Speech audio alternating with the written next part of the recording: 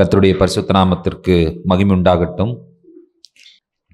வெளிப்படுத்தின விசேஷத்தினுடைய தொடர் போதனையாக கடந்த வாரம் எபேசு என்கிறதான சபையினுடைய காரியங்களை முழுவதுமாக தியானித்து முடிக்க ஆண்டவர் நமக்கு உதவி செய்தார்.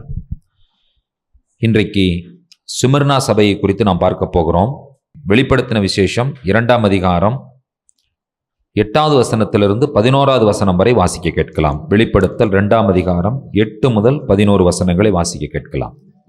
சிமிர்னா சபையின் தூதனுக்கு நீ எழுத வேண்டியது என்னவெனில், முந்தினவரும் பிந்தினவரும் மரித்திருந்து பிழைத்தவருமானவர் சொல்லுகிறதாவது, உன் கிரியைகளையும் உன் உபத்திரவத்தையும் நீ ஐஸ்வர்யம் உள்ளவனாயிருந்தும் உனக்கிருக்கிற தரித்திரரையும் தங்களை யூதர் என்று சொல்லியும் யூதராயிராமல் சாத்தானுடைய கூட்டமாயிருக்கிறவர்கள் செய்யும் தூஷணத்தையும் அறிந்திருக்கிறேன். நீ படப்போகிற பாடுகளை குறித்து எவ்வளவும் பயப்படாதே. இதோ, நீங்கள் சோதிக்கப்படும் பொருட்டாக பிசாசானவன் உங்களில் சிலரை காவலில் போடுவான். 10 நாள் உபத்திரவப்படுவீர்கள்.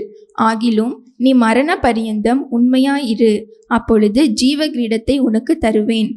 ஆவியானவர் சபைகளுக்கு சொல்லுகிறதை காதுள்ளவன் கேட்க கடவன். ஜெயம் கொள்ளுகிறவன் 2ஆம் மரணத்தினால் சேதப்படுவதில்லை என்று எழுது. ஆமென். முதல்ல சிமிர்னா சபையினுடைய பெயருக்கான அர்த்தம் என்னன்னு சொல்லி கேட்டீங்கன்னு சொன்னா, ஸ்வீட் ஸ்மெல்லிங், இனிமையான ஒரு வாசம் கொடுக்கக்கூடிய என்கிறதான பொருள். இந்த ஸ்மிர்னா என்கிறதான வார்த்தையும் வெள்ளைப்போளம் மிர் என்கிறதான வார்த்தையும் சினானிமஸ், ரெண்டும் ஒன்று கொண்டு அர்த்தம் கொடுக்கக்கூடியது. மிர் என்கிற வார்த்தை உங்களுக்கு தெரியும்.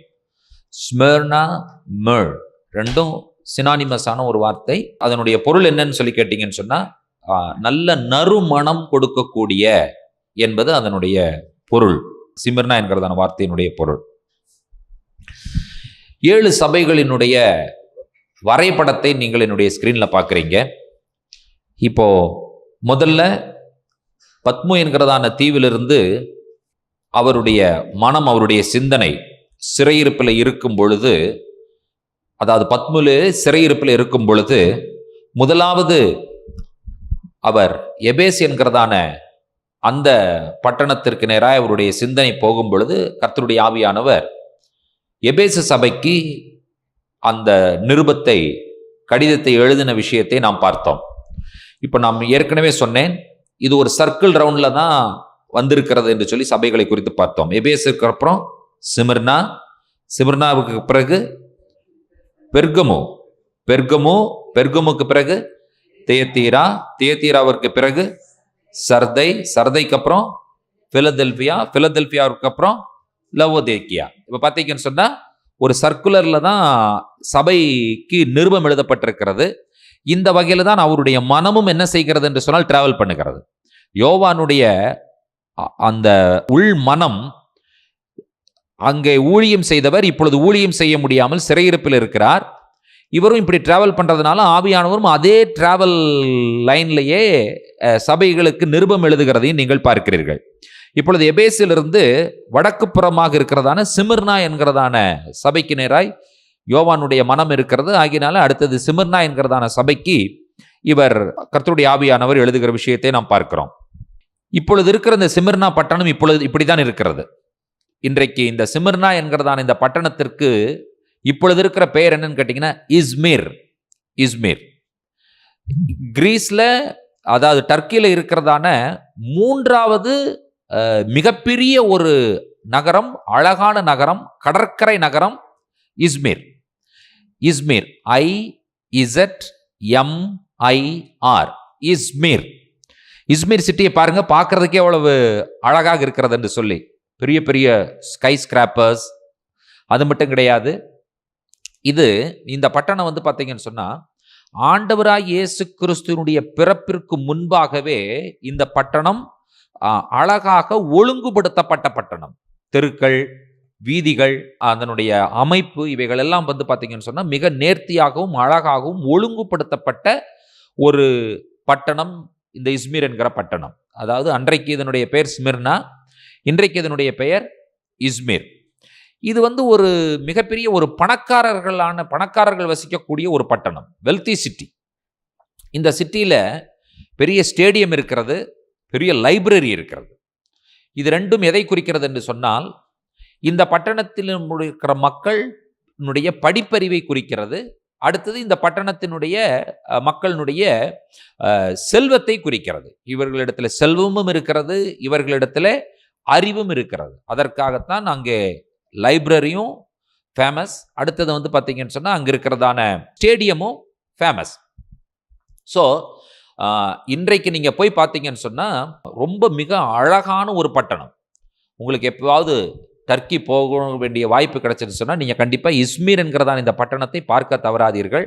அது மட்டும் கிடையாது, அங்கே கிடைக்கிற ஃபுட்டு ரொம்ப அற்புதமான ஃபுட். அந்த கபாபை வந்து பார்த்தீங்கன்னு சொன்னால் நேரடியாக நெருப்பில் போட்டு சுடாமல் அந்த நெருப்பினுடைய அந்த தணலிலே மேலே ஒரு கம்பி மாதிரி வைத்து அழகான ஒரு சாப்ஸ் மாதிரி செஞ்சு கொடுப்பாங்க.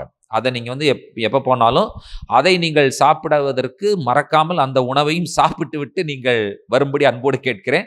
மிக அழகான பீச்சில் இருக்கிற ஒரு கடற்கரை பட்டணம், மிக அழகான பட்டணம் இஸ்மீர் என்கிறதான பட்டணம்.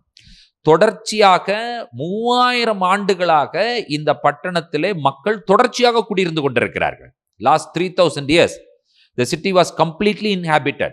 So அது என்றைக்குமே வெறுமையாக இருந்த ஒரு பட்டணம் இல்லை. இந்த பட்டணத்தை குறித்து இன்னும் சொல்ல வேண்டும் என்று சொன்னால், எபேசு பட்டணத்தில் இருக்கிற கிறிஸ்தவர்களை காட்டிலும் இங்கு இருக்கிற கிறிஸ்தவர்கள் they are better. அவர்கள் இங்கிலீஷ் ஆர்த்தடாக்ஸ் கம்யூனிட்டியாக அவர்கள் இருக்கிறார்கள். அவர்களுடைய விசுவாசம், அவர்களுடைய நம்பிக்கை இன்னுமே வந்து பார்த்தீங்கன்னு சொன்னால் சிறந்த முறையில் இருக்கிறது. கம்பேரிட்டிவாக நீங்கள் எபேசு பட்டணத்தை போய் நீங்கள் வந்து அங்கே இருக்கிற கிறிஸ்தவர்களை போய் பார்த்தீங்கன்னு சொன்னால் அதில் இருக்கிற வேதனையான விஷயம் என்னன்னு சொல்லி கேட்டிங்கன்னு சொன்னால், அவர்கள் தங்களை கிறிஸ்தவர்கள் என்று சொல்லி அழைத்துக் கொள்ளுகிறார்கள். ஆனால் அவங்களுக்கு பவுல்னு ஒருத்தர் இருந்தார், யோவான் என்பவர் ஒருவர் இருந்தார், இந்த பட்டணத்திற்கு பவுல் ஒரு நிருபம் எழுதியிருக்கிறார்ங்கிற எந்த விஷயமே அவர்களுக்கு தெரியாது. நீங்கள் போய் கேட்டிங்கன்னா எதுவுமே தெரியாது. எவ்வளோ வேதனையாக இருக்கும் என்று சொல்லி பாருங்கள். ஆனால் இந்த மக்கள் அப்படி இல்லை. 99% வந்து இங்கே இருக்கிறவர்கள் இஸ்லாமியர்களாக இருக்கிறார்கள். ஆனால் அதை தவிர்த்து மற்ற இருக்கிற மக்கள் அனைவரும், இந்த பட்டணத்தில் இருக்கிறவர்கள் கிறிஸ்தவர்கள், இன்னும் உண்மையாய் ஆண்டவராய் இயேசு கிறிஸ்துவை பின்பற்றி வாழ்ந்து கொண்டிருக்கிற கிறிஸ்தவர்களாக அவர்கள் இருக்கிறார்கள். ஓகே, இதற்கு காரணம் என்ன என்பதை நீங்கள் வேதத்தில் இருக்கிற இந்த வசனத்தை படித்து தான் நீங்கள் புரிந்து கொள்ள வேண்டும். ஓகே, ஹோமர் இந்த பட்டணத்தை சேர்ந்தவர். ஹோமர் என்பவர் யாருன்னு தெரியுமா உங்களுக்கு? இவருடைய அந்த சிலை மானுமெண்ட் ஊருக்கு, அதாவது இந்த சிட்டியினுடைய நடுவில் இவருடைய சிலை வைக்கப்பட்டிருக்கிறது. நீங்கள் ஹிஸ்ட்ரி படிச்சிருந்தா இவரை படிச்சிருப்பீங்க. நாங்கள் இது வரைக்கும் ஹிஸ்ட்ரியே படித்ததில்லைன்னு சொன்னால் உங்கள்கிட்ட கேள்வி கேட்டு எந்த பிரயோஜனம் இல்லை. ஏன்னா உங்களுக்கு தெரியாது. ஏன்னா நீங்கள்லாம் வந்து நிறைய மேத்ஸ் ஸ்டூடெண்ட்ஸ் தான் இருக்கிறீங்கன்னு நினைக்கிறேன் நான். அதனால் ஹிஸ்ட்ரி உங்களுக்கு தெரியாது. ஏன்னா மேத்ஸ் ஸ்டூடெண்ட்ஸ்னால் எல்லாருமே அறிவாளிகள், ஹிஸ்ட்ரி ஸ்டூடெண்ட்ஸ்னால் கொஞ்சம் டல்லாக இருப்பாங்கன்னு அர்த்தம். ஓகே, இவருடைய காரியம் என்னன்னு தெரியுமா உங்களுக்கு? ஹோமர்னுடைய காரியங்கள் என்னன்னு கேட்டீங்கன்னு சொன்னால், இலியட் ஒடிசி அப்படிங்கிற விஷயத்தை கேள்விப்பட்டிருக்கீங்களா? இலியட் ஒடிசி ஹோமர்னுடைய எபிக்ஸ், வீர காவியங்கள். ஆமா, வீர காவியங்கள். யார் எழுதுனது? ஹோமர் எழுதுனது. அதாவது வந்து உலகத்தினுடைய தலை சிறந்த சிந்தனையாளர்களிலே இவரும் ஒருவர். இவர் இந்த பட்டணத்தை சேர்ந்தவர். உலகத்தினுடைய தலை சிறந்த சிந்தனையாளர்களிலே இவரும் ஒருவர். இவர் இந்த பட்டணத்தை சேர்ந்தவர். இவர் இந்த பட்டணத்தில் வாழ்ந்தவர் என்பதை நீங்கள் அந்த பேக்ரவுண்டை நீங்க எடுத்துக்கணும். இந்த பட்டணத்தில் வாழ்ந்தவர் இவர். சுமர்னா என்கிறதான பட்டணத்தில் இவர் வாழ்ந்தார். ஓகே, இப்போ நீங்க 8வது வசனத்திலிருந்து 11வது வசனம் வரைக்கும் இந்த சபையை குறித்து சொல்லும் பொழுது 4 வசனத்தில் விஷயம் முடிஞ்சது. 4 வசனத்தில் விஷயம் முடிஞ்சது. நீங்க திரும்பவுமா படித்து பாருங்கள். இந்த சபையில் ஏதாவது குறை இருக்கா? குறை சொல்லப்பட்டிருக்கிறதா? இந்த சபை விமர்சனத்திற்குள்ளாக்கப்பட்டிருக்கிறதா என்கிற விஷயத்தை நீங்க கண்டுபிடிங்க பார்க்கலாம். எபேசு சபையில் ஒரு குறை இருந்துச்சு. ஆதியில் கொண்டிருந்த அன்பை விட்டாய் என்று உன் பேரில் எனக்கு குறை உண்டு, ஆகினாலே நீ மனம் திரும்பு, ஆதியில் செய்த கிரியை செய்வாயாக. இதெல்லாம் வந்து குறை இருந்ததுன்னு பார்த்தோம். இப்போ நீங்க இந்த 4 வசனங்களை படித்து சிமிர்னாவினுடைய சபையை பார்க்கும் பொழுது ஏதாவது குறைகள் இருக்கிறதா என்பதை நீங்கள் சொல்லுங்கள். இந்த சபையில எந்த குறையும் இல்லை. இந்த சபையில எந்த குறையும் இல்லை. ஓகே, இந்த சபை குறையில்லாத சபையா இருப்பதற்கு என்ன காரணம்ங்கிறத கண்டுபிடிக்க முடியுதா உங்களால? விமர்சனத்திற்கு உள்ளாகாத ஒரு சபையாக இந்த சபை இருப்பதற்கான காரணம் என்ன? கரெக்ட், அதுதான் காரணம். இந்த சபைக்கு குறையே இல்லாத காரணம் என்னன்னு சொன்னா இவர்களுக்கு இருக்கிற உபத்திரவம் தான் காரணம்.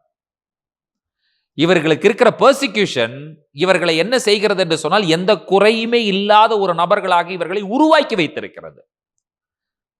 பெர்சிக்யூஷன் தாங்க ஒரு மனிதனை ஷேப் பண்ணும். ப்ராப்ளம்ஸ் தான் ஒரு மனிதனை ஷேப் பண்ணும். நீங்க எந்த பிரச்சனையுமே இல்லாமல் எனக்கு இருக்க வேண்டும் சொன்னீங்கன்னு சொன்னா நீங்க பர்ஃபெக்டான ஆளா இருக்க முடியாது. Perfection comes when there is a persecution, when there is a problems. ஏன் 4 வசனத்துல இந்த சபையை முடிச்சுக்கிட்டார். இந்த சபைக்கு லெட்டர் எழுதுறதுக்கு ஒரே ஒரு காரணம் என்னன்னு சொல்லி கேட்டீங்கன்னு சொன்னா, நீ உனக்கு ஒரு ரிவார்டு இருக்குங்கிற ஒரு மெசேஜோட இந்த சர்ச்சினுடைய லெட்டர் முடிஞ்சிருச்சு. You have one reward. அந்த ஒரு மெசேஜை சொல்றதுக்காக இந்த சபைக்கு கடிதம் எழுதப்பட்டிருக்கிறது. இந்த சபையில குறையே இல்லாததற்கு என்ன காரணம் என்று சொல்லும் பொழுது அவர்களுக்கு இருந்த பிரஷர் அவர்களை எந்த தவறையும் செய்ய விடாமல் அவர்களை பர்ஃபெக்டா பாதுகாத்து கொண்டது. இன்னைக்கு யாரு பிரஷரை விரும்புறா? இன்னைக்கு யாரு பெர்சிக்யூஷனை விரும்புறா? யோசித்து பாருங்கள், பார்க்கலாம். அவன் தவறு செய்வதில்லை. காரணம் என்னன்னு சொன்னா அவனுக்கு வாய்ப்புகள் இல்லை. கரெக்டா? வாய்ப்பு இருந்தா எந்த மனுஷனும் தவறு செய்வான். பழமொழி ஒன்று இருக்கு, தேன் எடுத்தால் என்ன செய்வானாம், கண்டிப்பா என்ன பண்ணுவான், கொஞ்சம் நக்கி பார்க்கலாம் அப்படிங்கிற அந்த எண்ணம் வரும். ஆண்டவரே, நான் எந்த தவறும் செய்யாமல் இருக்கும் அளவிற்கு என்னை நீ நடத்துங்கன்னு சொல்றீங்கன்னு சொன்னா இந்த பாதையில தான் நடத்துவார் ஆண்டவர். நீங்க தான் முடிவு பண்ணணும். காலைதோறும் பாதிக்கப்பட்டிருக்கிறேன், நாள்தோறும் தண்டிக்கப்பட்டிருக்கிறேன். எதனால? இதுதான் காரணமே. என்றைக்கெல்லாம் சபை உபத்திரவத்தின் வழியாக கடந்து போனதும் அன்றைக்கெல்லாம் அவர்கள் ஜெபித்தார்கள், அன்றைக்கெல்லாம் அவர்கள் வேதம் படித்தார்கள், அன்றைக்கெல்லாம் அவர்கள் தேவனை தேடினார்கள். என்றைக்கு அவர்களுக்கு உபத்திரவம் இல்லையோ அன்னைக்கெல்லாம் பார்த்தீங்கன்னு சொன்னா நைஸா அதிலிருந்து அப்படியே பைபிள் படிக்கிறது குறையும், ஜெபம் பண்றது குறையும், எல்லாமே குறையும் அவர்களுடைய வாழ்க்கையில். அப்ப ஆண்டவர் என்ன சொல்லுவார்? உன்னிடத்தில் எனக்கு ஒரு குறை உண்டு. என்ன குறை? நீ டெய்லி ஜெபிக்கிறது இல்ல, நீ டெய்லி வேதம் படிக்கிறது கிடையாது, நீ உன்னுடைய சுகபோகமான வாழ்க்கையிலே நீ திரிந்து கொண்டிருக்கிறாய், அலைந்து கொண்டிருக்கிறாய் என்று சொல்லி ஆண்டவர் குறைகளை சுட்டி காண்பிப்பார்.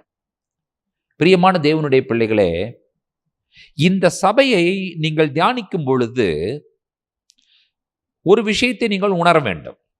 சபைக்கு எப்ப பிரச்சனை இருக்காது அப்படின்னு சொல்லி கேட்டீங்கன்னு சொன்னா, ஒண்ணு சர்ச் உலகத்தை இன்ஃப்ளூயன்ஸ் பண்ணி இருக்கணும், அப்போ நீங்க சமாதானமா இருக்கலாம். இல்லாவிட்டால் உலகம் சபை இன்ஃப்ளூயன்ஸ் பண்ணி இருக்கணும், அப்பவும் சமாதானமா இருக்கலாம். இப்ப நமக்கு இருக்கிற சமாதானத்திற்கு என்ன காரணம்னு சொல்லி கேட்டீங்கன்னு சொன்னா, நம்ம போய் உலகத்தை இன்ஃப்ளூயன்ஸ் பண்ணல, உலகம் நம்ம இன்ஃப்ளூயன்ஸ் பண்ணி இருக்கிறதுனால நம்ம சமாதானமா இருக்கிறோம். There is no difference between the church and the world. That's why we are in complete peace. You need to understand this. என்ன டிஃபரன்ஸ் இருக்கு?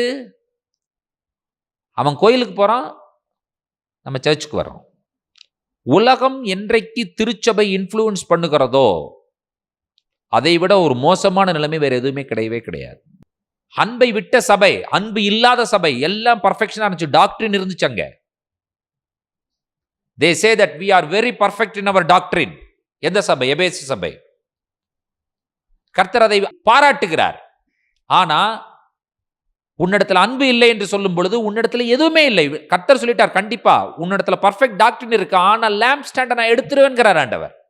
எப்படி இருக்கும் யோசித்து பாருங்கள், எவ்வளவு வேதனையான ஒரு விஷயம் அது. நீங்க டாக்டரின் பேசி என்ன பண்றது? You may say that I am very perfect in my church going, church attendance, I am singing, I am dancing, all you can do. But அந்த பட்டுங்கிறதுக்கு அப்புறம் இருக்கிற பிரச்சனையில் என்ன வரும்னு சொல்லி கேட்டீங்கன்னு சொன்னா, நீ விளக்கு தண்டை உன்னிடத்திலிருந்து எடுத்து போடுவேன் என்று சொல்லி ஆண்டவர் சொல்லுகிறார். இந்த சபைக்கு ஆண்டவர் ஏதாவது வார்னிங் கொடுக்கிறாரான்னு பாருங்க, எந்த வார்னிங்கும் கொடுக்கவே கிடையாது. இந்த சபைக்கு பிரச்சனை என்னங்கிறது நான் சொல்றேங்க. நீங்க இவர்கள் அனுபவிக்கிற பிரச்சனைகளை 3 விஷயங்களை நான் உங்கள் முன்பாக வைக்கிறேன். ரோமர்கள், இந்த பட்டணத்தில் வாழ்ந்த மக்கள் ரோமர்களுடைய ஆட்சி காலத்திலே ரோமர்களுடைய அரசர்களை தெய்வமாக வணங்குவதற்கு ஆரம்பித்தவர்களே இந்த பட்டணத்தார் தான். ராயர்களை கடவுளாக முதலாக முழு மனதோடு அங்கீகரித்தவர்கள் யாருன்னு சொல்லி சிமிர்னா பட்டணத்தில் வாழ்ந்த மக்கள். ராயர்களை தெய்வமாக வணங்கினவர்கள். இந்த பட்டணத்தில் வாழ்ந்த கிறிஸ்தவர்கள் அவர்கள் தேசபக்தி இல்லாதவர்கள் என்று சொல்லி மக்களாலே அறிவிக்கப்பட்டவர்கள், முன்னிறுத்தப்பட்டவர்கள். இவர்களிடத்தில் எல்லா ஒழுக்கமும் இருந்தது. எந்த குற்ற செயல்களும் இவர்களிடத்தில் இல்லை. எல்லா நன்மையான காரியங்களும் இவர்களுடைய வாழ்க்கையில் இருந்தது. இவர்கள் தேசபக்தி இல்லாதவர்கள் என்று சொல்லி சொன்னதற்கு என்ன காரணம் என்னவென்றால், ராயனை வணங்காத காரணத்தினால் தான் இவர்கள் தேசபக்தி இல்லாதவர்கள் என்று சொல்லி இவர்கள் சொல்லப்பட்டார்கள். ஆகையினாலே இவர்களுக்கு ரோமர்களிடத்திலிருந்து வந்த பிரச்சனை, துன்புறுத்தல்கள், அடி உதை, மரணம், இவைகள் எல்லாவற்றையும் இவர்கள் சகித்தார்கள். இரண்டாவது, யூதர்கள். சபைக்குள் இருக்கிற ஒரு வேதனையான விஷயம் என்னன்னு சொல்லி கேட்டீங்கன்னு சொன்னா ஆன்டிசெமிட்டிசம். இன்றைக்கு வரைக்கும் திருச்சபை மக்கள்ல முக்கால்வாசி பேருக்கு யூதர்களை கண்டால் பிடிக்காது. யூதர்களை பற்றி பேசினீங்கன்னு சொன்னாலே ஒரு உள்ளிருந்து ஒரு ஆசிட் சுரக்கும், அவன் மூஞ்சியெல்லாம் மாறிடும், அவனால் அதை ஏற்றுக்கொள்ளவே முடியாது. ஜூயிஷ் கஸ்டம்ஸ், ட்ரெடிஷன்ஸ் என்று சொல்லுகிற டாபிக் எடுத்தாலே ஒரு சிலர் அங்கிருந்து குரல் கொடுப்பாங்க. என்ன தெரியுமா கொடுப்பாங்க? அவன் தான் இயேசுவை கொன்றவனாச்சே, அவனை பற்றி நீங்க ஏன் பேசுறீங்க? ஆன்டிசெமிட்டிசம் எப்படி ஒரு பேட் ஸ்பிரிட்டோ அதே போல யூதர்களுக்குள் இருக்கிறதான ஆன்டி கிறிஸ்டியானிட்டி. முதலாக மேசியாவை, இயேசுவை மேசியாவாக ஏற்றுக்கொண்டவர்கள் யூதர்கள் தான். பேதுரு, பவுல், யோவான், யாக்கோபு, இவர்கள் எல்லாரும் இயேசுவை மேசியாவாக ஏற்றுக்கொண்டவர்கள். இவர்களுக்கு யாரிடத்திலிருந்து முதலாக பிரச்சனை வந்தது என்று சொன்னால் யூதர்களிடத்திலிருந்து தான் பிரச்சனை வந்தது. இந்த சிமிர்னா பட்டணத்திலே வாழ்ந்த யூதர்கள், அவர்களுக்கு ரோமர்களினால ஒரு சலுகை அளிக்கப்பட்டது. என்ன சலுகை அளிக்கப்பட்டது என்று சொன்னால், எல்லாரும் ராயனை வணங்கலாம், ஆனால் யூதன் வணங்க வேண்டும் என்கிற அவசியம் இல்லை என்கிறதான கட்டளை சிமிர்னா பட்டணத்தில் இருக்கிற யூதர்களுக்கு கொடுக்கப்பட்டது. அதை அவர்கள் ரொம்ப advantage எடுத்துக்கொண்டார்கள். They say that we are privileged. We no need to worship Caesar. ராயனை வணங்க வேண்டும் என்கிற அவசியம் எங்களுக்கு இல்லை. இப்ப அடுத்த பிரச்சனை பாருங்க. இயேசுவை மேசியாவாக ஏற்றுக்கொண்ட கிறிஸ்தவன் இவன் ராயனை வணங்க மாட்டேன்னு சொல்லும் பொழுது காட்டி கொடுத்தது யாருன்னா யூதர்கள் தான். ஏன்னா இந்த அட்வான்டேஜும் இந்த பிரிவிலேஜும் ஏன் அவனுக்கும் போகணும்? அவன் வணங்க வேண்டிதானே? we are special. எங்களுடைய அந்த ஸ்பெஷல் இடத்தை யார் எடுப்பதற்கு நாங்கள் விடமாட்டோம். கிறிஸ்தவர்கள் என்று அழைக்கிற இந்த கூட்டத்தார் எடுப்பதற்கு நாங்கள் அனுமதிக்க மாட்டோம். ஆகையினாலே எந்த கிறிஸ்தவர்கள் ராயனை வணங்கவில்லையோ, ராயனை வணங்காத கிறிஸ்தவனை காட்டி கொடுத்தது யார்? யூதர்கள். யூதன் அனுமதிக்கவே இல்லை. நீ ஒன்னு ஜூயிஷ்குவா, அப்ப நீ கிறிஸ்டியன் சொன்னீன்னு சொன்னா you are worshipping a man. You are not worshipping Jehovah God. Who was Jesus according to the Jewish people? He came as a man. ஒரு மனிதனை வணங்குவது தேவ தூஷணம். வித்தவுட் அண்டர்ஸ்டாண்டிங், எந்த விதமான புரிந்துகொள்ளுதலும் இல்லாமல் யூதர்களால் வந்த பிரச்சனை. நீங்கள் பாருங்கள் அந்த வசனம் எவ்வளவு தெளிவாக சொல்லுகிறது என்று சொல்லி, யூதர் என்று சொல்லியும் யூதராய் இராமல் சாத்தானுடைய கூட்டமாய் இருக்கிறவர்கள். இவர்கள் கொடுத்த பிரச்சனை என்னன்னு கேட்டீங்கன்னு சொன்னா வெர்பல் அபியூஸ். கையினால அடிக்கிறது ஒரு பிரச்சனை, ஆனா வாயினால பேசுறது இருக்கு பாருங்க, அது அதை விட பெரிய பிரச்சனை. ஒரு குறள் இவ்வாறு சொல்லுகிறது, தீயினால் சுட்ட புண் உள்ளாரும் எது ஆறாதாம், நாவினால் சுட்ட புண் நாவினால் சுட்டவடு. வெர்பல்ல ஒருத்தனை நீங்க அபியூஸ் பண்றீங்க பாருங்க, அது வாழ்நாளெல்லாம் உள்ள இருந்து அவனை டிப்ரெஷனுக்குள்ள கொண்டு போய் சேர்த்திடும். அடிச்சுட்டா கூட அந்த வலி மறைஞ்சுன்னா அது தெரிஞ்சு அது போயிடும். அதுக்கப்புறம் அது நினைவுக்கு வரவே வராது. திரும்ப திரும்ப நினைவிற்கு வரக்கூடிய ஒரு விஷயம் இருக்கும் என்று சொன்னால், ஒரு மனிதனை நீங்கள் வாயினால வசைப்பாடுவது திரும்ப திரும்ப நினைவுக்கு வந்து கொண்டே இருக்கும். அடிச்சு உதைச்சு பாருங்க, அது நாள்படும் பொழுது அடிச்சது தெரியும், அந்த ஞாபகத்துக்கு இருக்கும். ஆனா அதனுடைய வலியும் வேதனையும் இருக்காது, போயிடும். சும்மாவா எழுதி வச்சிருப்பார் அவரு பெரியவர் இல்லையா? சிலர் சொல்லுவாங்க பாருங்க, அவங்ககிட்ட போகாதீங்க, பேசினா பேசியே கொன்றுவாங்கன்றுவாங்க. கண்டினியூஸா பேசிட்டு இருப்பாங்க, விடாம கேப்பே விடாம பேசிட்டு இருப்பாங்க. கேப்பே விடாம திட்டுறது, ஒரு சின்ன பிரேக் கூட கொடுக்காம திட்டிகிட்டே இருந்தா அது உள்ள போச்சுன்னு சொன்னா, மனசுக்குள்ள போய் அது என்ன பண்ணிருன்னு சொல்லி கேட்டீங்கன்னு சொன்னா, டெபாசிட் ஆயிடுச்சுன்னு சொன்னா, அடுத்தது என்றைக்கு அது ரியாக்ட் ஆகும்னு சொல்ல முடியாது. தட் வில் ரியாக்ட், கண்டிப்பா ரியாக்ட் ஆகும். நமக்கு தெரியாது 5 வருஷம் உள்ள இருக்குமான்னு கேட்கலாம். 5 வருஷம் இல்லைங்க, 50 வருஷம் ஆனாலும் உள்ள இருக்கும். அது ரியாக்ட் ஆகும் பொழுது ஆச்சுன்னு வச்சுக்கோங்களேன், அது மிகப்பெரிய பாதிப்புகளை கொண்டு வரும். அதனால தான் சொல்லும்போது, நலமானதையும் பேசாமல் அமர்ந்திருந்தேன். பேசினா நல்லது கூட நான் பேசுறது இல்லை. எதுக்கு பேசணும்?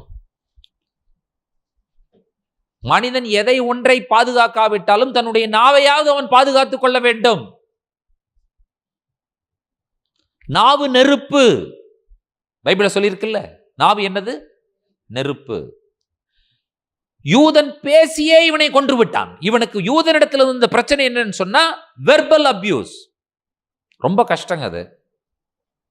சில வீட்டில் ஆண்கள் பேசிக்கிட்டே இருப்பாங்க, பெண்களை திட்டிகிட்டே இருப்பாங்க, கேட்டு முடியவே முடியாது. சில வீட்டில் பெண்கள் திட்டிகிட்டே இருப்பாங்க, அவர் அமைதியாக உட்கார்ந்துட்டே இருக்கணும். ஆண்கள் திட்டினாலும் சரி, பெண்கள் திட்டினாலும் சரி, கடைசியில் ஒரு நாள் அது வெடிக்கும். அது வெடிக்கும் பொழுது இருதயமே வெடிக்கும், குடும்பமும் வெடிக்கும். எந்த அளவிற்கு நம்ம பேச்சை குறைச்சிட்டு அமைதியா okay stop, put a full stop here, அவ்வளவுதான் முடிஞ்சது, keep quiet, then we will proceed to next one. ஒன்றை நீங்கள் புரிந்து கொள்ளுங்கள், ஒவ்வொருவருக்கும் பேக்ரவுண்ட் இருக்கு, ஒவ்வொருவருக்கும் பிரஷர் இருக்கு, ஒவ்வொருவருடைய மனதிலும் காயங்கள் இருக்கிறது. அவரவர்களுடைய நிலைகளிலே, அவரவர்களுடைய தகுதிக்கு, அவரவர்களுடைய அறிவிற்கு எட்டன போல அவர்களுடைய பின்னணியத்திலே அவர்கள் அனுபவித்த பிரச்சனைகளுக்கு அவங்களுக்கு பிரச்சனை இருக்கத்தான் செய்யும். வெளியில ட்ரெஸ் மாத்திட்டு வந்து நின்றலாம். நீங்க நினைக்கலாம், எல்லா வாகனங்களோடும் எல்லா விதமான பாதுகாப்போடும் முதலமைச்சர் போகிறார், அவருக்கு என்னப்பா பிரச்சனை? நீங்க போய் ஒரு நாள் உட்கார்ந்து கேட்டு பாருங்க, தெரியும் எவ்வளவு பிரஷர் இருக்குன்னு சொல்லி. பாதிப்புகள் இன்றைக்கு நல்லா இருக்கலாம், ஆனா சின்ன வயசுல அவங்க பட்ட கஷ்டங்களுடைய பாதிப்புகள் வெளியே வரும். தெரியாது, அது புறக்கணிக்கப்பட்டது, நிராகரிக்கப்பட்டது, அவமானப்படுத்தப்பட்டது, கேவலப்படுத்தப்பட்டது, உள்ளுக்குள்ள பிரச்சனை இருக்கும். கர்த்தர் இந்த சபையை பாராட்டுகிறதற்கு என்ன காரணம் தெரியுமா? அவன் ரியாக்ட் பண்ணவே இல்லைங்கிறதான் பாராட்டுகிறான். ரியாக்ட் பண்ணாமல் இருப்பதற்கு தான் கிறிஸ்து நமக்கு தேவை.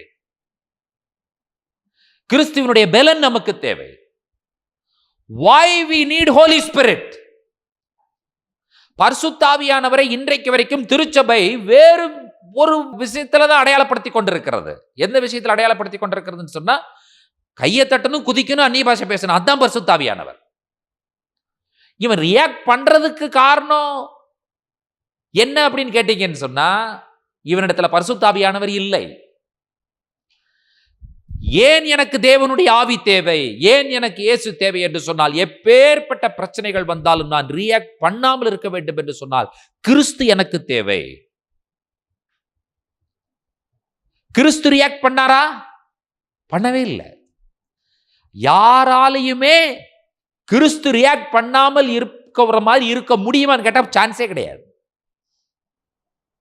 ஏன் கிறிஸ்து ரியாக்ட் பண்ணல? அதனாலதான் அவர் கிறிஸ்து. எனக்கு ஏன் பரிசுத்த ஆவியானவர் தேவை? ஞாயிற்றுக்கிழமை காலையில் 10 மணிக்கு ஆராதனை ஆரம்பிச்சா 11 மணிலேருந்து 11:30 மணி வரைக்கும் அந்த அரை மணி நேரத்துக்கு எனக்கு பரிசுத்த ஆவியானவர் தேவைன்னா, அதுதான் பரிசுத்த ஆவியானவரான்னு கேட்கறதுனால, அதோட அங்கேயே அவர் மூட்டை கட்டி வச்சுட்டு சவுண்டு கவுண்டு எல்லாம் முடிச்சுட்டு, அதற்கப்புறம் எப்படா திரும்ப அந்த பரிசுத்த ஆவியானவர் வருவார்னு சொன்னா, அதே ட்ரம் சவுண்டு, அதே கீபோர்டு, அதே வொர்ஷிப் வரும்போது தான் திரும்ப அந்த ஆவியானவர் வருவார். இல்லைங்க,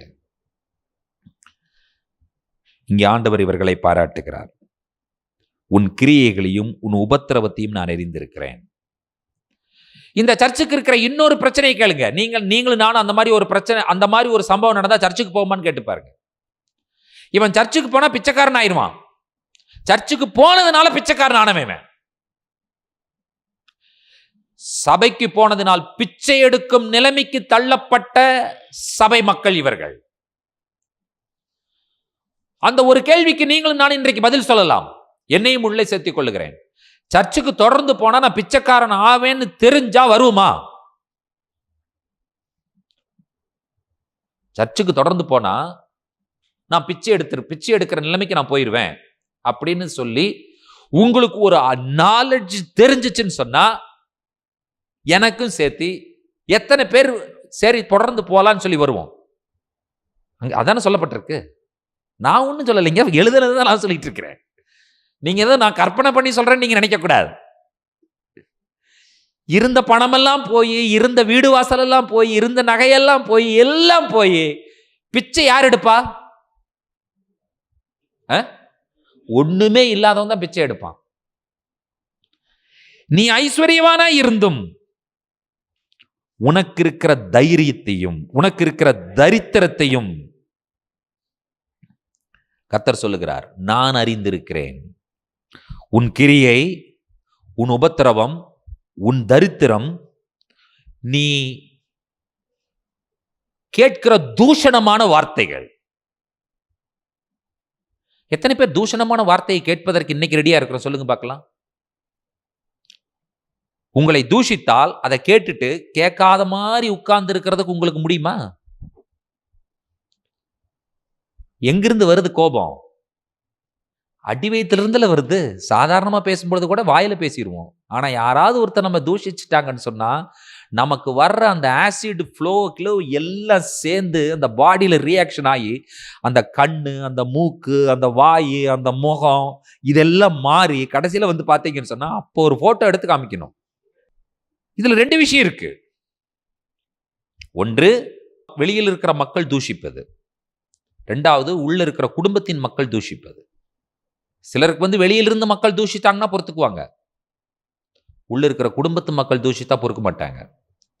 சிலர் குடும்பத்தின் மக்கள் தூஷித்தா ஒன்றும் கண்டுக்க மாட்டாங்க, பேசிட்டு போறாங்க விடுங்க அப்படின்றாங்க. வெளியிருந்து மக்கள் தூஷிச்சாங்கன்னா ரியாக்ட் பண்ணுவாங்க. Why we go for the complaints? Why we go for the police stations? Why we go for the courts? We are not able to bear. நம்மளால தாங்க முடியல. ஏன் புருஷனும் மனைவியும் டிவோர்ஸுக்கு கோர்ட்டுக்கு போறாங்க? என்ன காரணம்? தூஷணமான வார்த்தைகளை தாங்கவே முடியல. ரெண்டு பேரும் அடிச்சுக்குவாங்களா? அடிக்கவே மாட்டாங்க, பேசிக்கிட்டே இருப்பாங்க. இங்க ஒன்று பேசும், அங்க ஒன்று பேசும், பேச்சு வந்துகிட்டே இருக்கும். ரெண்டும் பக்கம் பேச்சு வந்துகிட்டே இருக்கும். கடைசியில் என்ன சொல்லுவாங்க? இவன் ஒத்து வராதுவா, கோர்ட்டுக்கு போகலாம். திருச்சபைக்குள்ளாக இருக்கிற நபர்கள் யாருமே தூஷணமான வார்த்தைகளை கேட்பதற்கு தயாரா இல்லை. என்னை இயேசுவை தூஷித்தார்கள். தூஷித்தாங்களா? தூஷிக்கலையா? இயேசுவை என்ன தெரியுமா சொன்னாங்க? அவன் சமாரியன் என்று சொல்லி தூஷித்தார்கள். உங்களுக்கு தெரியாதுங்க, சமாரியன் என்கிறதான வார்த்தையை ஒரு மனிதனை பார்த்து சொல்லுவது என்று சொல்லும் பொழுது எவ்வளவு கடினமான ஒரு வார்த்தை, அதை ஏற்றுக்கொள்வது எவ்வளவு கஷ்டங்கிறது உங்களுக்கு தெரியாது. ஒரு யூதனை போய் கேட்டு பாருங்க, அப்பதான் உங்களுக்கு புரியும். ஒரு யூதன் சமாரியன் இருக்கிற வழியே போகவே மாட்டான். கலிலேயாவிலிருந்து எருசலேமுக்கு வர வேண்டும் என்று சொன்னால் சமாரியா வழியா வந்தா ஒரு நாள்ல வரலாம்னா, சமாரியாவை நீங்கள் தவிர்த்து விட்டு வர வேண்டும் என்று சொன்னால் 4 நாள் ஆகும். ஒரு நாளுடைய பிரயாண செலவு எவ்வளவு? 4 நாள் பிரயாணம் பண்ணா செலவு எவ்வளவு ஆகும்? அவன் பரவாயில்லைங்கிறான். doesn't matter. Why should I cross Samaria? சமாரியாவை நான் கடந்து போக வேண்டும் என்கிற அவசியம் இல்லை. எப்ப இதுல போன 100 ரூபாய் செலவாங்க, இதுல போனா 500 ரூபாய் செலவாகும். No problem. கடன் வாங்கி கூட நான் போவேன், சமாரிய வழியே போக மாட்டேன். நான் நாய்களும் சமாரியர்களும் ஒன்று. யூதனை பொறுத்தவரை பெலிஸ்தீனை கூட உள்ள சேர்த்திக்குவாங்க, சமாரியனை சேர்த்தவே மாட்டான். ஒரு பெலிஸ்தியன் ஒரு யூத மதத்திற்குள்ளாக நான் சேர்ந்து கொள்ளுகிறேன் அப்படின்னு சொன்னா ஓகேப்பா, நீ கன்வெர்ட் ஆகு, நீ சர்க்கம்சிஷன் பண்ணு, மிக்வா பண்ணுவா, உன்னை உள்ள சேர்த்திக்கிறேன். ஒரு சமாரியன் உள்ள சேர்த்துவானா? சேர்த்த மாட்டான். என்ன காரணம்? யூதனை பொறுத்தவரை சமாரியன் பிசாசு. இப்ப நான் ஒரு கேள்வி கேட்கிறேன் உங்களுக்கு, பிசாசு ரட்சிக்கப்பட முடியுமா? பதில் சொல்லுங்க.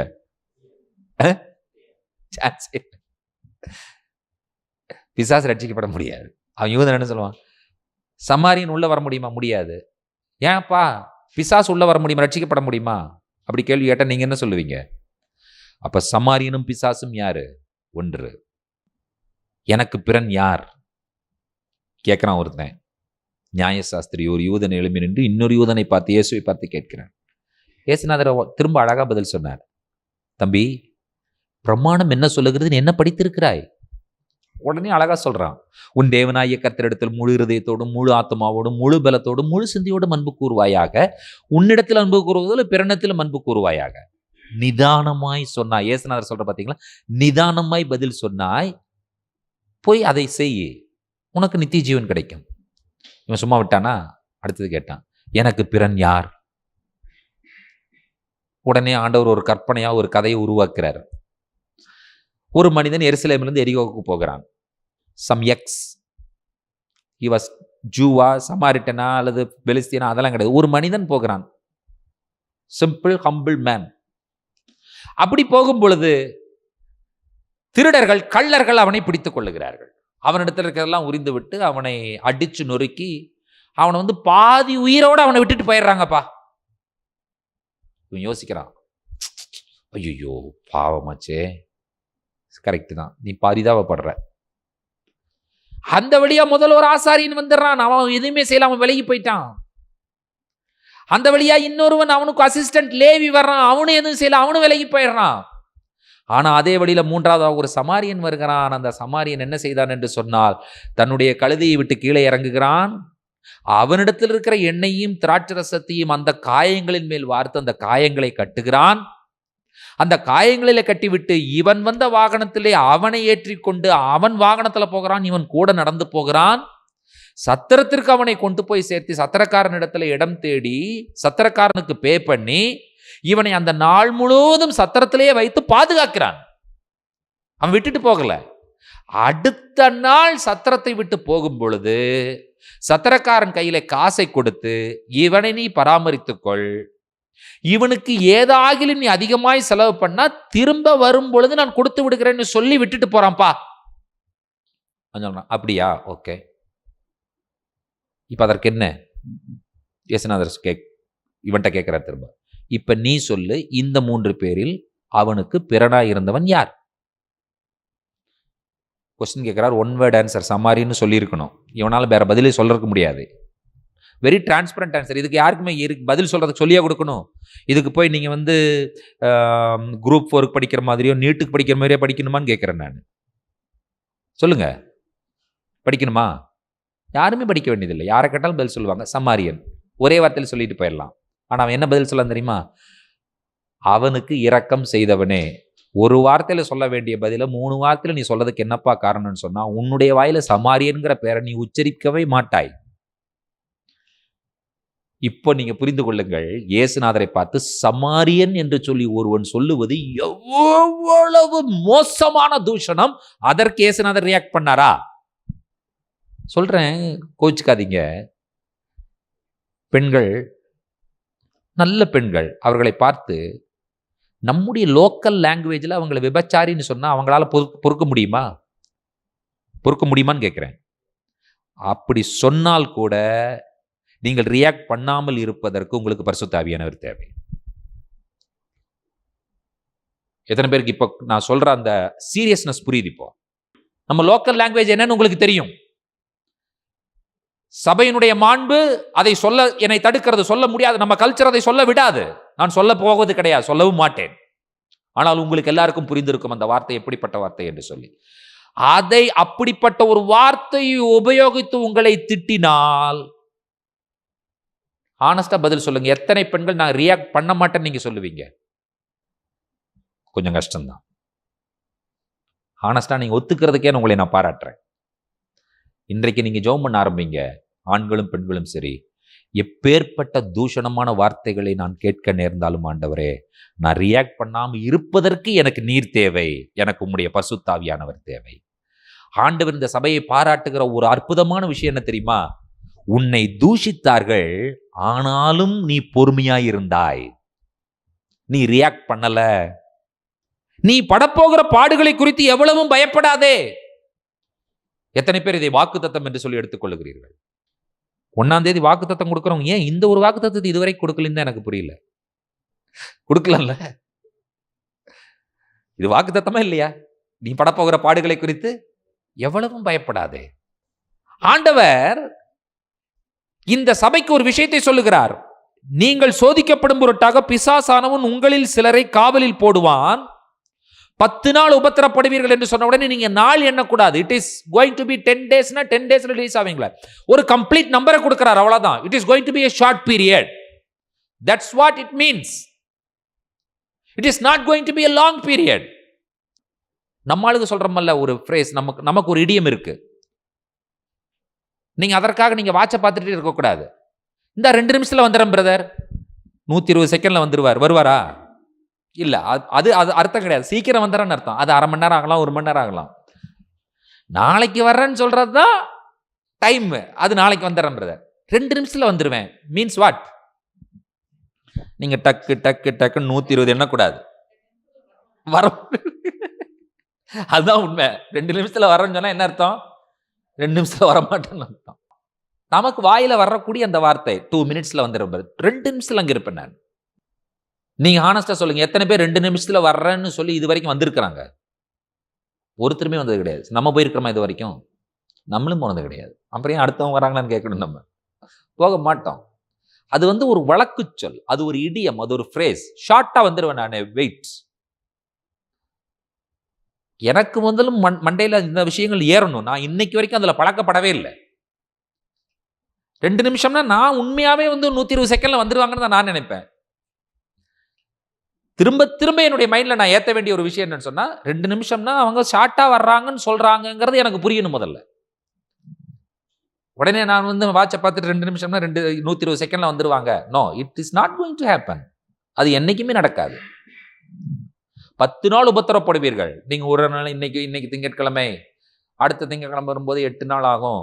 அதற்கப்புறம் செவ்வாய் புதன் வியாழக்கிழமை நான் ரிலீஸ் ஆயிருவேன். நோ, இதுவும் ஒரு ஃப்ரேஸ், இதுவும் ஒரு வழக்கு சொல். ஷார்ட் பீரியட் தான். நீ படப்போகிற உபத்திரவம் ரொம்ப ஷார்ட்டானது. அதை சொல்லுவதற்காக இங்கே ஆண்டவர் சொல்லுகிறார், நீ மரண பரியந்தம் உண்மையாயிரு.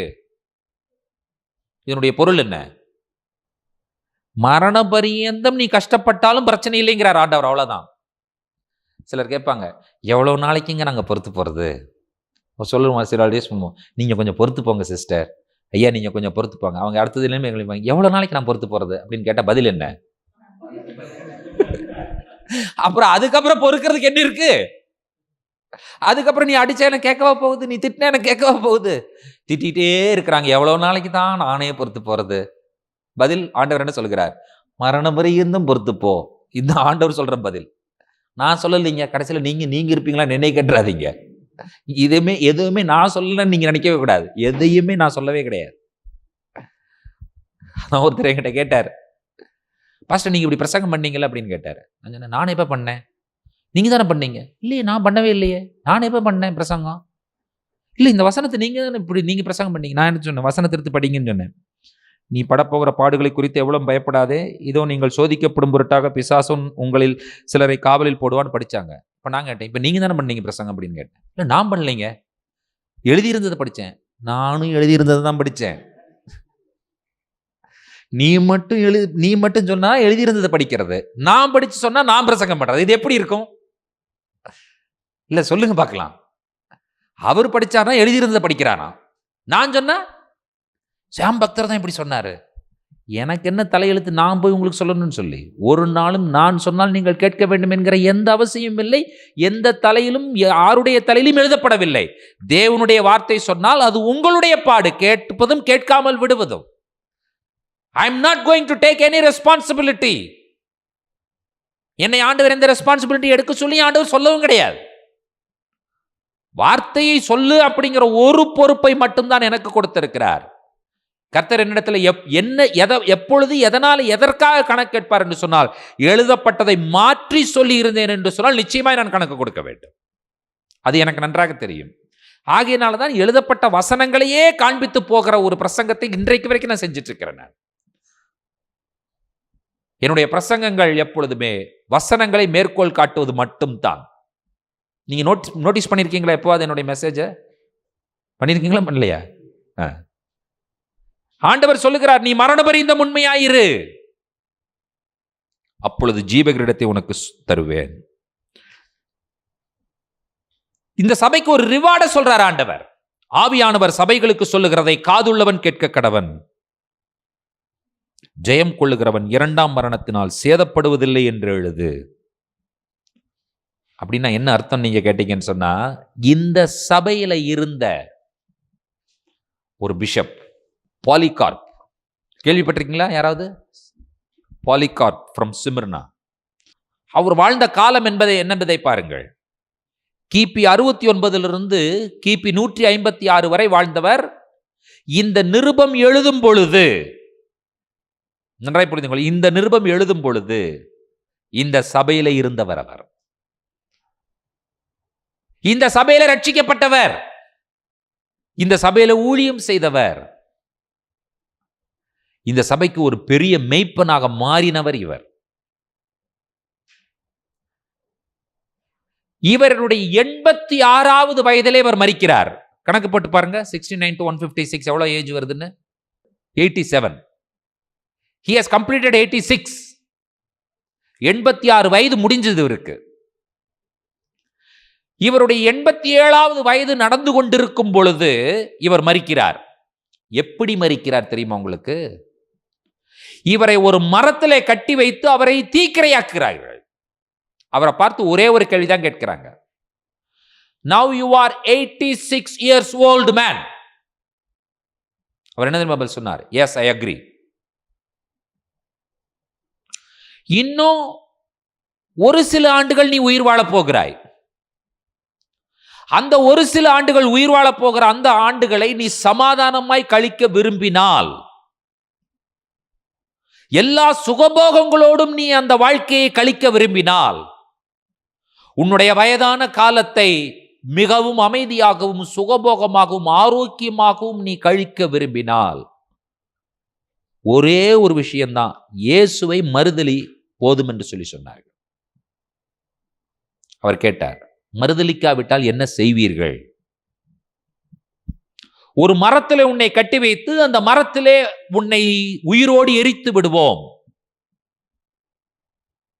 அவர் சொன்ன பதில் என்ன தெரியுமா? இந்த மரத்திலே என்னை கட்டி வைத்து நீங்கள் உயிரோடு எரிக்கும் பொழுது ஒரு சில நிமிடங்களிலே நான் எரிந்து சாம்பலாகி விடுவேன். ஒரு சில மணி நேரங்களினுடைய அக்கினியை நான் பொறுத்துக் கொள்வேன். காரணம் என்னவென்று சொன்னால், நித்திய அக்கினியிலிருந்து தப்பிப்பதற்காக இந்த ஒரு சில மணி நேர அக்கினியை எனக்கு ஒன்றும் பிரச்சனை இல்லை என்று சொல்லி தன்னுடைய ஜீவனை அந்த மரத்திலேயே அக்கினியினாலே அவர் விட்டார். இந்த 2 மணி நேர அக்கினி எனக்கு பொறுத்துட்டேன்னா எதிலிருந்து நான் தப்பித்துக் கொள்ளுவேன்? எட்டர்னல் ஃபயர்லேருந்து நான் தப்பிச்சுக்குவேன் நான். ஆகினால அவர் சொன்னார், உங்களை தாழ்மையோடு கெஞ்சி கேட்டுக்கொள்ளுகிறேன், தயவு செய்து என்னை தீயிலிட்டு கொளுத்தி விடுங்கள் என்று சொல்லி தீயிலேயே மரித்த அற்புதமான ஒரு நபர் பாலிகார்ப் என்கிறதான ஆதி திருச்சபையினுடைய பாதிரியார், பிஷப் ஃப்ரம் த சிமிர்னா.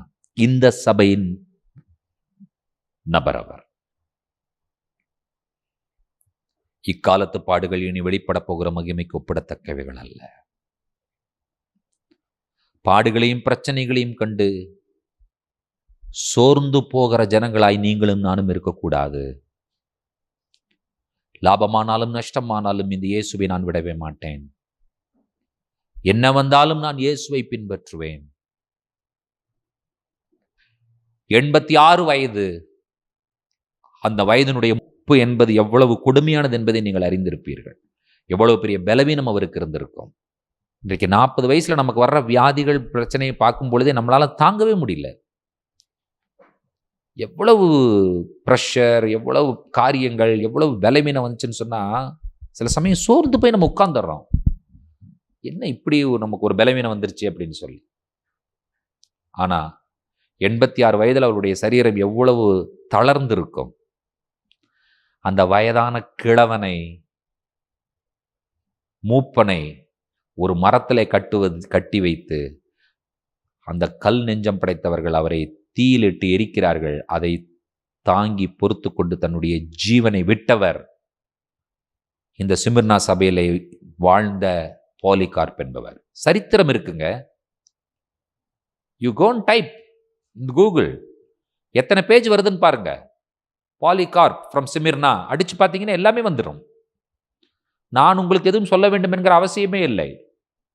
நீங்க போய் இந்த வாரம் முழுதும் படிங்க அவருடைய சரித்திரத்தை, அவருடைய ஹிஸ்டரியை படிச்சு பாருங்க. ஏன் படிக்க வேண்டும்? ஆண்டவரே, ஒரு மரணம் நிச்சயமாய் வரத்தான் போகிறது. யாராவது தடுத்து நிறுத்த முடியுமா? அதற்கு தடுத்து நிறுத்தவே முடியாது. இவன் தீயிலிட்டு எரித்தாலும் எரிக்காவிட்டாலும் மரணம் அவரை சந்திக்கத்தான் போகிறது. துப்பாக்கி குண்டுகள் தொலைத்தாலும் தொலைக்காவிட்டாலும் மரணம் சந்திக்கத்தான் போகிறது. கத்தியை வைத்து குத்தினாலும் குத்தாவிட்டாலும் மரணம் சந்திக்கத்தான் போகிறது. ஒரு ஊழியர் இவ்வாறு சொன்னார். அவனை குத்த வருகிறார். அவர் என்ன தெரியுமா சொன்னார்? நீ குத்து, ஒரே நிமிஷம் நான் சொல்ற வார்த்தை கேளு. நீ குத்துனாதான் நான் சாவேன், நீ குத்தலைன்னா நான் சாகவே மாட்டேன்கிறது பொருள் இல்லப்பா. நீ குத்தினாலும் குத்தாவிட்டாலும் என்றைக்காவது ஒரு நாள் சாகத்தான் போகிறேன். இன்னைக்கு இல்லைன்னா 5 வருஷம் கழிச்சு, அல்லது 2 வருஷம் கழிச்சு, இல்லாட்டி 10 வருஷம் கழிச்சு. ஆனா நீ எனக்கு கொடுக்குற ஒரு வாய்ப்பு என்ன தெரியுமா? 10 வருடம் கழித்து நான் என்னுடைய ஆண்டவரிடத்துல போவதைக்கு பதிலாக இப்பொழுதே என்னுடைய ஆண்டவரிடத்துல போவதற்கு நீ எனக்கு ஒரு வாய்ப்பை ஏற்படுத்தி கொடுக்கிறாய். ஆகியெல்லாம் நான் சந்தோஷமா ஏற்றுக்கொள்ளுகிறேன். சொன்னதுதான் மிச்சம். அவன் போயிட்டான். நம்ம ஏன்பா அவனை நல்லா இருக்க வைக்கணும்? வேண்டாம்ப்பா, நீ இந்த உலகத்திலேருந்து கஷ்டப்படுன்னு போயிட்டான். அவன் குத்தவே இல்லை, அவன் போயிட்டான். அவனுக்கு என்ன புரியணும்? நான் இவனை குத்தினாலும் குத்தாட்டி என்னதான் அவன் பிரசனை போறான், சாகத்தான் போனான்.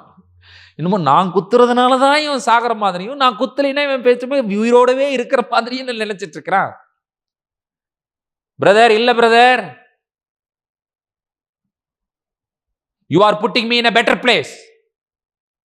எத்தனை பேர் ஒத்துக்கொள்ளுகிறீர்கள்? எஸ். ஆகையினால இந்த சபையிலே எந்த குறைகளும் இல்லாமல், எந்த விமர்சனத்துக்கும் உள்ளாகாமல் இருந்ததற்கு ஒரே ஒரு காரணம் அவர்கள் அனுபவித்த பிரஷர் தான், persecution தான். Persecution shapes the people. Blood of the martyrs is the seed of the church. இரத்த சாட்சிகளுடைய ரத்தம் சபையினுடைய வித்து. இன்றைக்கு ரிவார்டு என்னன்னு கேட்டீங்கன்னு சொன்னா, ஆண்டவர் சொன்னார், 2ஆம் மரணம் என்று ஒன்று உண்டு, அதனால் நீ சேதப்படுவதில்லை என்று சொல்லி ரிவார்டு கொடுக்கிறார். அது எல்லாருக்கும் கிடைக்காதுங்க அந்த reward. There is a first death which we all are going to experience, and there is going to be a second death. யாருக்கு இருக்காதுன்னு சொல்லி கேட்டீங்கன்னு சொன்னா, யாரெல்லாம் கிறிஸ்துவை மேசியாவாக ஏற்றுக்கொண்டு அவரை சேவிக்கிறார்களோ அவர்களுக்கு எந்த மரணம் இல்லை, 2ஆம் மரணம் என்று ஒன்று இல்லை. What do you mean by second death? அக்னியும் கந்தகமும் எரிகிறதான அந்த எரி நரகத்திலே தள்ளப்படுவதே 2ஆம் மரணம். 4 வசனங்களிலே இந்த சபையினுடைய காரியம் முடிந்து விட்டது. இந்த சபைக்கு லெட்டர் எழுதுறதுக்கு ஒரே ஒரு காரணம் என்னன்னு சொல்லி கேட்டீங்கன்னு சொன்னா, உனக்கு ஒரு ரிவார்டு இருக்குங்கிற ஒரு இன்ஃபர்மேஷனுக்காக இந்த லெட்டர் எழுதப்பட்டது சிமிர்னா சபைக்கு.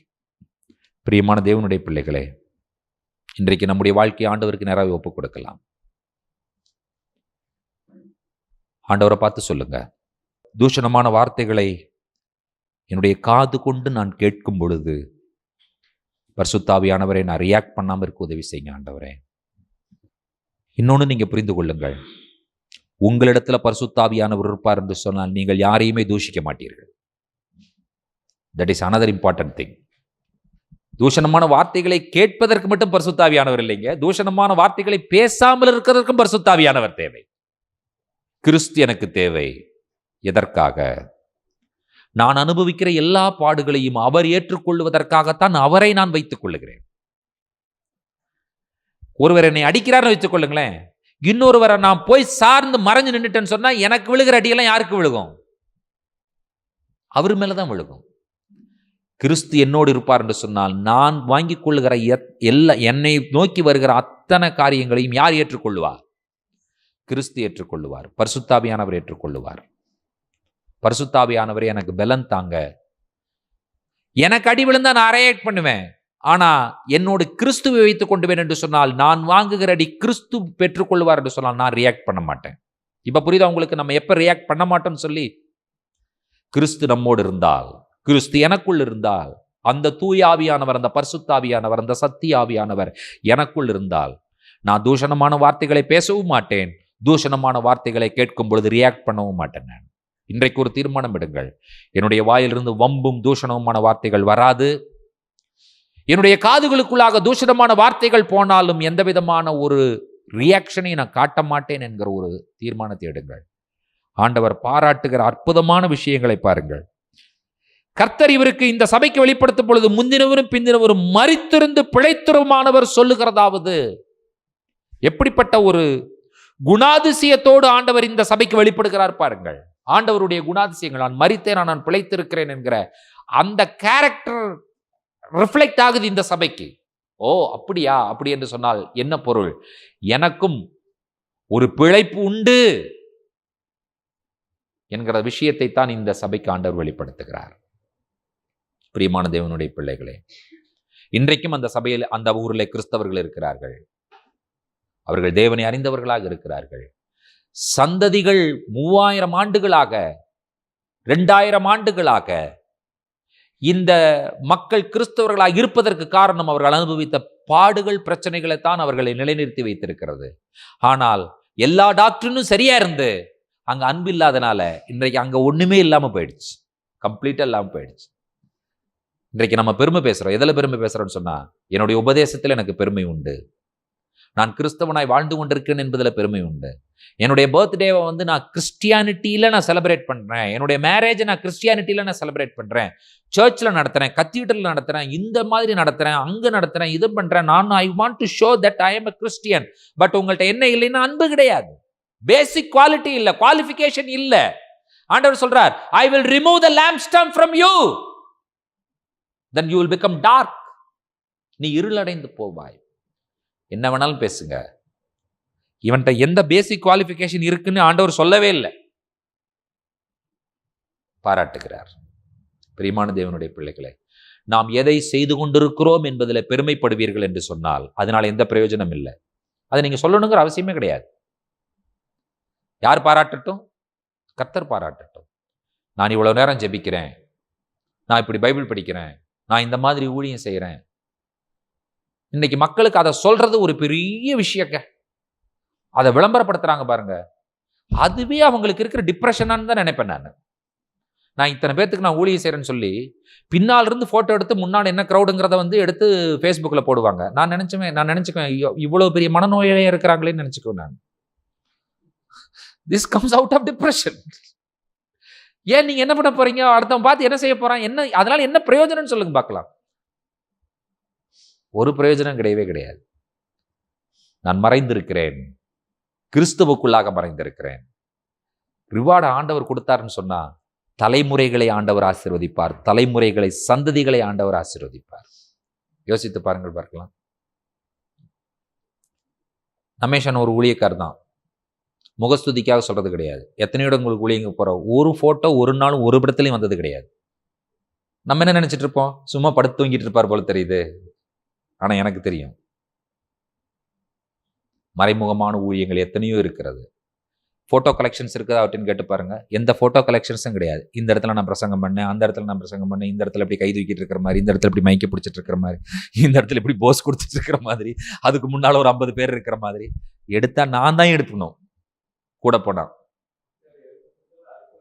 எடுத்து கொடுத்தாலும் ரியாக்ஷன் இருக்காது, அது வேற அடுத்த விஷயம். இன்றைக்கு எல்லாம் பாத்தீங்கன்னு சொன்னா எப்படியாவது மீடியாவில் அவங்கள காண்பிக்கணுங்கிறதுல துடிக்கிறாங்க. அப்படியே அந்த மீடியாவுக்கு கொடுக்குற அந்த பிக்சரை பார்த்தீங்க, 10 பேர் இருந்தாலும் 100 பேர் இருக்கிற மாதிரி போட்டோ எடுக்க தெரியாதா உனக்கு? அது 10 பேர் தான் இருப்பான், ஆனா எடுக்கும்போது எத்தனை பேர் இருக்கிற மாதிரி அந்த கேமரா ஆங்கிள் தெரியணும். அந்த 100 பேர் இருக்கிற மாதிரி அந்த கேமரா ஆங்கிளை வச்சு எடுத்து அதை போட்டு இன்னொருத்தனை டென்ஷன் ஆக்கி அவனை டிப்ரெஷனுக்குள்ளாக்கி இவன் டிப்ரெஷன் எல்லாம் அவன்கிட்ட கொண்டு போய் விட்டு, இல்லை அதை சரியா தவறா உங்களுடைய நோக்கம் என்ன என்பதுதான் அதுல முக்கியம். What is your motive behind that? அதை நீங்க சரியா இருந்துச்சுன்னு சொன்னா அதுல எந்த பிரச்சனையும் கிடையவே கிடையாது. இருக்கலாம், இன்னைக்கு மீடியால மினிஸ்ட்ரி செய்யறதுங்கிறது நல்ல விஷயம்தான். மீடியா மூலமா எத்தனையோ மக்களை நம்ம சந்திக்கிறோம். ஆனா why you want to show yourself? கிறிஸ்துவை வெளிப்படுத்துங்கள். அதைத்தான் நான் சொல்ல வருகிறேன். ஆகினால நம்ம படுகிற பாடுகள், நம்ம படுகிற இந்த சபை இன்றைக்கு நிலைத்திருக்கிற காரணம் அந்த சந்ததிப்பட்ட கஷ்டங்களும் பாடுகளும் தான். எப்படிப்பட்ட ஒரு சந்ததியை நம்மால், கிறிஸ்துவ சந்ததியை நம்மால் உருவாக்க முடியும் என்று சொன்னால், நம்மளுக்கு இருக்கிற ப்ரெஷர், பர்சிக்யூஷன் தான் நம்ம அடுத்த ஜென்ரேஷனை கொண்டு போக முடியும். ஆகினால அவங்களும் என்ன செய்யணும்னு சொல்லி கேட்டீங்கன்னு சொன்னா, ரொம்ப சுகபோகமா லக்ஸுரியில அப்படி இருந்தாங்கன்னு சொன்னா அவங்க கிறிஸ்துவை விட்டுருவாங்க, நிச்சயமா விட்டுருவாங்க. அதற்காக நான் சாப்பாட்டுக்கே இல்லாம நீங்க கஷ்டப்பட்டுட்டு சுத்திட்டு இருங்க அப்படின்னு நான் சொல்ல வரல. நான் அப்படியே ஒரு நிலைமை வந்தாலும் கூட நான் கிறிஸ்துவை விடுவேனா அப்படிங்கிற ஒரு கேள்வி கேட்டு பார்க்கணும்.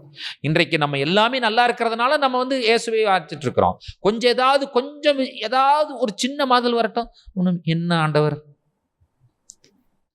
என்கிட்ட கேட்டு என்ன பண்றது? நீங்க பதில் சொல்லு, என்ன ஆண்டவர்? சில சொல்லுவாங்க, என்ன ஆண்டவருங்க, என்ன ஆராதிக்கு என்னதான் பண்றது? என்னமா நடந்துச்சு? தலை வலிக்குதுங்க. ஒரு தலை வலிக்கா என்ன ஆண்டவன் கேட்குற நீங்க? அப்படி பார்த்தா நான் வாழ்நாளெல்லாம் கேட்டுட்டு இருக்கணும் இல்லையா?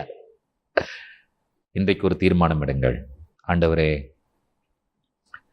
இந்த உலகத்தினுடைய எந்த விதமான பிரச்சனைகளும் போராட்டங்களும் உம்மை விட்டு என்னை பிரிக்க முடியாது ஆண்டவரே.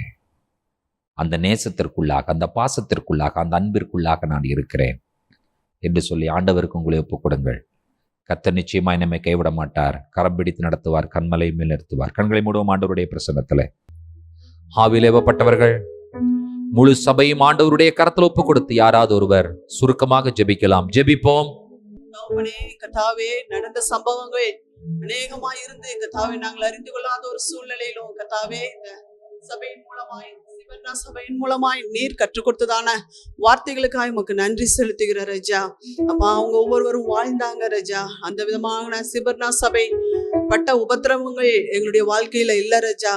ஆனாலும் கூட கர்த்தாவே, நாங்கள் அதிகமாய் சாதிப்பவர்கள் போல காணப்படுறோம். ஆனால் இந்த நாள்ல கர்த்தர் நீர் போதித்த, உணர்த்தின, கர்த்தாவை வெளிப்படுத்தின ஒவ்வொரு காரியங்களுக்காக உமக்கு நன்றி செலுத்துகிறோம். என் தகப்பனே, எங்களுடைய சுயம் எந்த காரியத்தையும் செய்யாதபடி ஆவியானவரே உம்முடைய கரத்துக்குள்ளாக, உம்முடைய கரத்துல எங்களை முற்றிலுமாய் ஒப்பு கொடுக்கிறோம். என்னை ஒப்பு கொடுக்கிறேன். என் பரிசுத்தம் உள்ளவரே, எந்த காரியமானாலும் ஆவியானவருடைய துணையோடு கூட கர்த்தாவே அந்த காரியங்களை ஏற்றுக்கொள்ளத்தக்கதாக கர்த்தாவே நீர் கிருபை செய்வீராக. போதித்த, உணர்த்தின வசனங்களுக்காக உமக்கு நன்றி செலுத்துகிற ரஜாமை ஸ்தோத்திரிக்கிறோம். மாத்திரம் அல்ல கூட கர்த்தாவே, இந்த சபையினுடைய உபத்திரவங்கள் கர்த்தாவே அவர்களை இரண்டாம் மரணத்திற்கு அது அவங்க பங்குள்ளவர்கள் ஆகாதபடி காத்தது போல கர்த்தாவே, எங்களுடைய பாடுகள், எங்களுடைய உபத்திரவங்கள் எதுவாயிருந்தாலும் நாங்க ஒரு ரியாக்ட் பண்றவங்களா இல்லாம கர்த்தாவே நாங்கள் அக்செப்ட் பண்றவங்களா, ஆவியானவருடைய துணையோடு அதை ஏற்றுக்கொள்கிறவர்களாய் காணப்படும்படியாய் நீர் உணர்த்து நம்முடைய வசனங்களுக்காய் எமக்கு நன்றி செலுத்துகிறோம். ஒரு ரிவார்டு அந்த சபைக்கு கிடைத்தது ரஜா. இந்த நாள்ல நாங்கள் வாழ்ந்து கொண்டு இருக்கோம், உடைய வருகைக்கு எதிர்நோக்கி வாழ்ந்து கொண்டு இருக்கோம். ஐயா, எங்களுடைய ரிவார்டு அவிதமாய் காணப்படும்படியாய் எங்களுக்கு நீர் உணர்த்தின ஒவ்வொரு வசனங்களுக்காய், வார்த்தைகளுக்காய் நன்றி செலுத்துகிறோம். எங்களுடைய வசனங்களுடைய, எங்கள் சபையில நிற்கிற, இந்த நேரத்தில் நிற்கிற ஒவ்வொருடைய இருதயத்தின் ஆழங்களுக்கு அந்த வசனம் கடந்து செல்வதாக. ஐயா, நாங்க கேட்கிற இந்த நிமிஷம் மாத்திரம் இல்ல கர்த்தாவே, நாங்கள் எப்பெல்லாம் நாங்க ரியாக்ட் பண்றவங்களா இருக்கோமோ அப்பெல்லாம் அந்த வசனம் எங்களை எப்ப போதிக்கட்டும், உணர்த்தட்டும். உமக்குள்ளாய் நாங்கள் ஊன்ற கட்டப்பட இந்த வசனம் எங்களுக்கு உதவி செய்வதாக. நின்று இந்த நேரத்தில் அர்ப்பணிக்கிற ஒவ்வொருவருக்கும் முழு சபைக்கும் இந்த கிருபைகளை நீர் கட்டளையிடுவீராக. அப்பா, இந்த இப்ப படிக்கிற பாடு எங்களுக்கு வரப்போகிற அப்பா அந்த மகிமைக்கு ஒப்பானது அல்ல ரஜா. மகிமையான அந்த காரியத்தை நாங்கள் இழந்து விடாதபடி ஒவ்வொரு காரியங்களும் உமக்குள்ளாக நாங்கள் நடக்க, பிழைக்க, ஜீவிக்க, அசைய கர்த்தர் எங்களுக்கு கிருபை தாரும். கேட்ட வசனம் அப்பா நாங்கள் காத்துக்கொள்ள ஆவியானவரே எங்களுக்கு துணை செய்யும். நாங்க தனிமையா இருந்தா எங்களால முடியாது. ஹோலி ஸ்பிரிட், நீங்க எங்களுக்கு உதவி செய்யுங்க. உமக்குள்ளாய் நாங்கள் காக்கப்பட கர்த்தர் கிருபை செய்வீராக. உமக்குள்ள எங்களை மறைச்சுக்கங்க. இருக்கிற ஒவ்வொருவரையும் உமக்குள்ளாக, உங்களுடைய வார்த்தைகளுக்குள்ளாக, உங்களுடைய பிரசன்னத்திற்குள்ளாக, அபிஷேகத்துக்குள்ளாக எங்களை மறைச்சுக்கங்க. நாங்க வெளிப்படாம உங்களுடைய மாத்திரம் நாங்கள் வெளிப்படுத்த எங்களுக்கு கிருபை செய்யும். பேசின தாசனுக்காய் நன்றி செலுத்துகிறோம். இன்னும் அதிகமாய் அநேக ஆயிரங்களுக்கு எடுத்து உபயோகப்படுத்தும். மீட்பர் மூலமாய் ஜெபிக்கிறேன், ஜெபம் கேளும் பிதாவே. ஆமென், ஆமென். நம்முடைய கர்த்தராகிய இயேசு கிறிஸ்துவின் கிருபையும் பிதாவாகிய தேவனுடைய அன்பும் பரிசுத்த தேவாவியானவருடைய அந்யோன்ய ஐக்கியமும் சிநேகமும் நம் அனைவரோடும் கூட கர்த்தருடைய வருகை பரிந்தும் நீடித்து நிலைத்திருப்பதாக. ஆமென். என் ஆத்துமாவே கர்த்தரை ஸ்தோத்திரி, என் முழுவதும் என்னுடைய பரிசுத்த நாமத்தை ஸ்தோத்திரி. என் ஆத்துமாவே கர்த்தரை ஸ்தோத்திரி, கர்த்தர் செய்த சகல உபகாரங்களையும் மறவாதே. ஆமென், ஆமென், ஆமென். Shalom. Thank you. God bless you. Praise the Lord.